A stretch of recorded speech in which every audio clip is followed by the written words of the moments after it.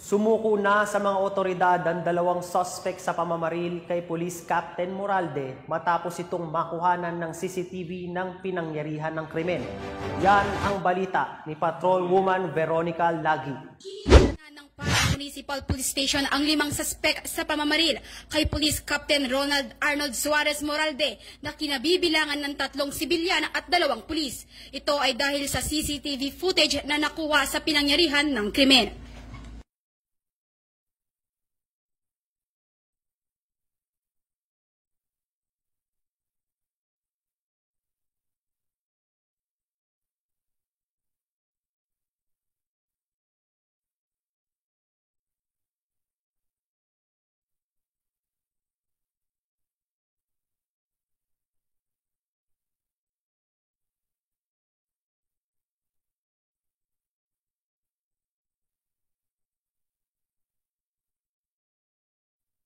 Ayon kay Police Lieutenant Colonel Christopher A. Kabugwang, hepe ng parang MPS, kusang nagtungo at sumuko sa istasyon ang 2 pulis na kinilalang sina alias Jerry at alias Jepoy, habang ang iba pang suspect ay patuloy na tinitugis ng mga kapulisan.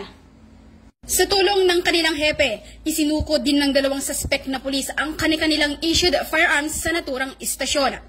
Ang mga sumukong suspect at mga isinukong barila ay kasalukuyang nasa kustodiya na ng parang MPS habang kasalukuyan pa ang investigasyon.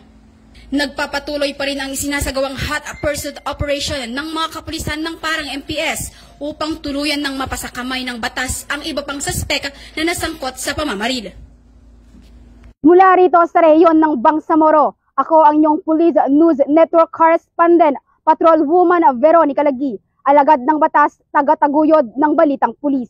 Salamat Patrolwoman Lagi.